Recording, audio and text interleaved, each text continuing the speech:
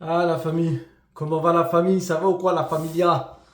Faire un petit débrief vite fait, hein, parce que franchement, oh là là là. Quelle daube ce match!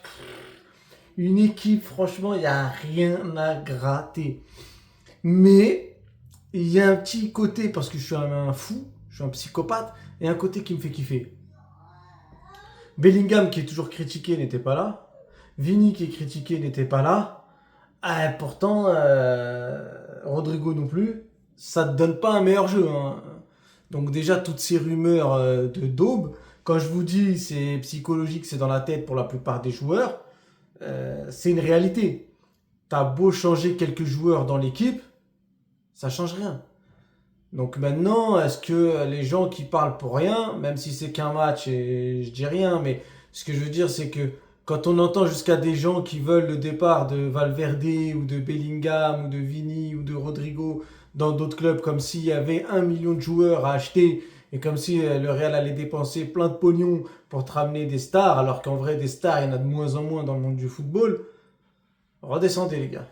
Redescendez tranquillement. Maintenant, on va parler du match en lui-même. Déjà, première chose, Valence, d'habitude, c'est pas ce genre de match. Alors, je ne sais pas si c'est l'absence de Vini ou quoi, mais d'habitude, quand on va à Valence ces dernières années, c'est la guerre. C'est vrai que l'atmosphère est un peu créée par sa présence à lui, parce qu'avec toutes les histoires de racisme et tout, mais c'est quand même la guerre. Là, il n'y a rien eu. C'était un match ennuyant, pas d'intensité, rien en fait. Même de la part de Valence, il n'y avait rien du tout. Nous encore, on est habitué qu'on soit nul dans ces choses-là. Mais moi, je m'attendais à un peu mieux de Valence, vu que c'est le Real Madrid. Mais franchement, rien. Oh là là. Et je pense que Valence a plus eu des opportunités, des occasions, parce qu'on est archi nul, que pour autre chose. Et encore, quand je dis des opportunités, des occasions, non. Ils ont créé quelques petites choses, mais ça n'aboutit jamais. Et quand je dis ça n'aboutit jamais, je te parle de même des actions franches, des frappes cadrées, des trucs. C'est vraiment fatigant. Et nous, c'est encore pire. Oh là là, mais aujourd'hui, on n'a rien foutu pour être poli. On n'a rien fait. Rien dans le jeu. Transition zéro. Frappe de loin au moins pour faire sortir les défenseurs un peu. Rien. Création de jeu. Rien. Et là, Arda, là, parce que les gens ils défendent tout le temps Arda. Continue de le défendre, il n'y a pas de problème, hein. Mais à un moment donné, les gars, faut appeler un chat un chat. C'est Mbappé qui marque encore aujourd'hui. Les gens ils sont là, oui, non, mais je sais pas quoi. Ils osent dire il a sauvé son match. Alors que le mec il est nul 90 minutes. Et on va te dire, ouais, mais on a besoin juste qu'il marque d'un but. Non, non, moi j'ai besoin de beaucoup plus. Comment ça s'appelle? Et Arda, c'est pareil. Arda, il n'y a pas Bellingham, donc déjà ça lui enlève une excuse. Il n'a pas été bon pour autant. Il n'a pas été bon pour autant, j'en suis désolé, c'est une réalité. Valverde au milieu, je sais pas en fait. Est-ce que c'est parce que le milieu est nul en général? Parce qu'en vrai de vrai, est-ce qu'on peut vraiment tomber sur Valverde quand il te sauve tout, quand il te rend service et il te sauve tout le temps en jouant arrière droit? Parce que oui, on va dire non, mais c'est un professionnel, il n'y a pas de dire en service, il joue où on veut qu'il joue. Non, non, les gars, on l'a recruté en tant que milieu. Ce mec, ça fait des années, même sous Carlo Ancelotti, qu'il n'arrête pas de jouer arrière droit. À un moment donné, il faut arrêter de faire semblant. C'est un être humain comme vous et moi, il doit être vraiment saoulé de jouer à droite. Et quand il joue au milieu, il est entouré de nazes.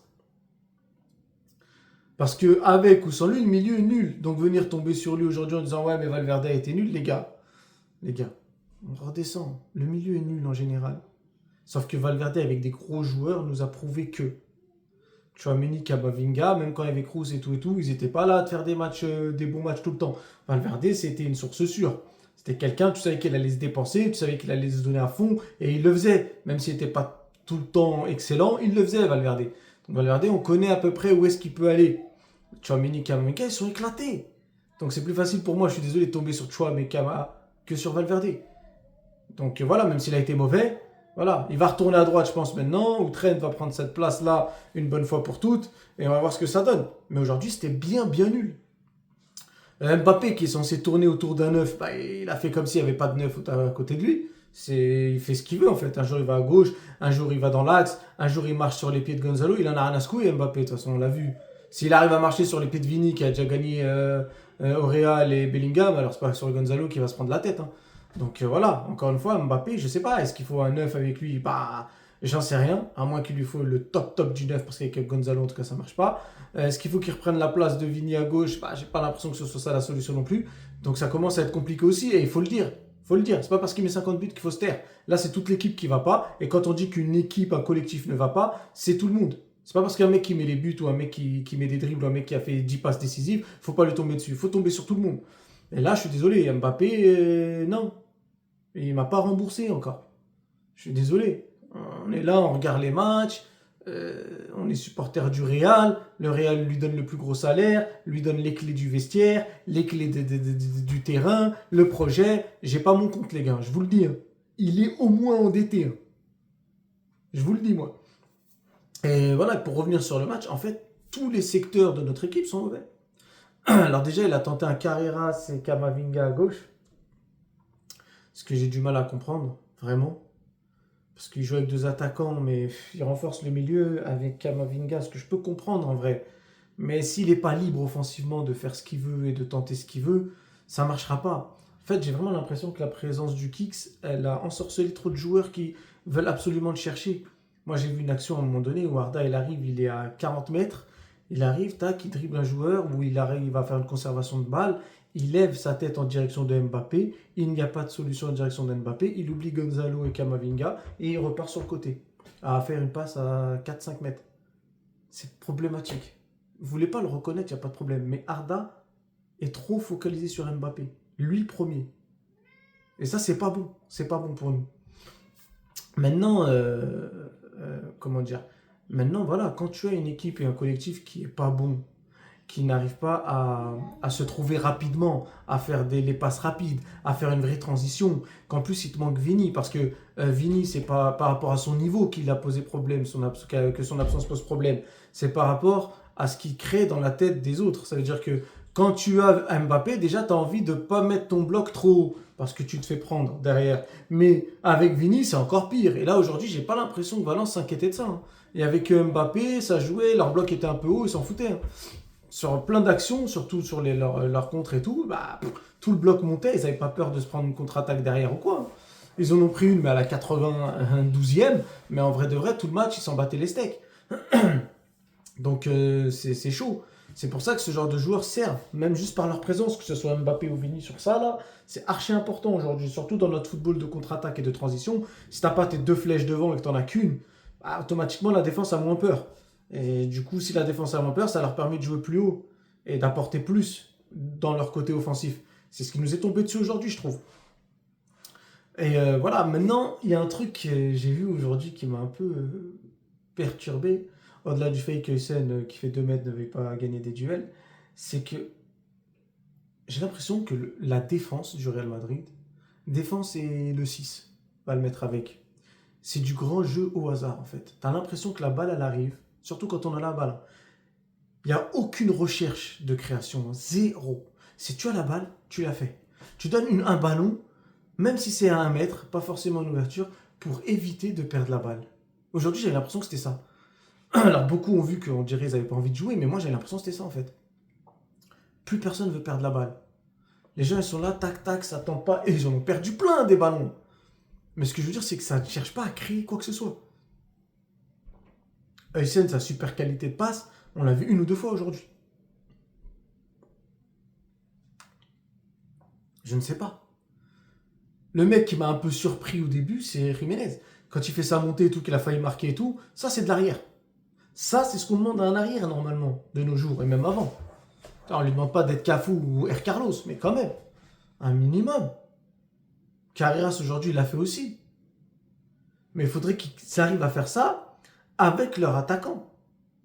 Le problème, c'est que quand tu as Vini à gauche ou Mastantuono, à gauche et Mastantuono ou Rodrigo à droite, tu as l'impression que les arrières hésitent parce qu'il faut les couvrir défensivement. Sauf que frérot, si tu peux le faire de temps en temps en fait. Faut arrêter de nous faire croire que ce soit Vini ou Mastantuono ou Rodrigo, etc. Faut arrêter d'abuser. C'est pas des mecs qui vont jamais revenir en arrière et essayer de protéger leur camp. C'est pas vrai. On les a déjà vus faire. Donc il faut le tenter. C'est surtout à partir de la 60e que peut-être nos arrières devraient se concentrer sur l'aspect défensif. Mais je pense que dans les premières mi-temps des matchs, je pense pas qu'il y ait un problème à voir nos ailiers essayer de redescendre plus bas si leurs arrières est plus haut. Mais j'en suis persuadé. Faut arrêter d'avoir cette image de non, lui il n'arrive pas à jouer avec lui il n'arrive pas à jouer avec... Non, faut le faire.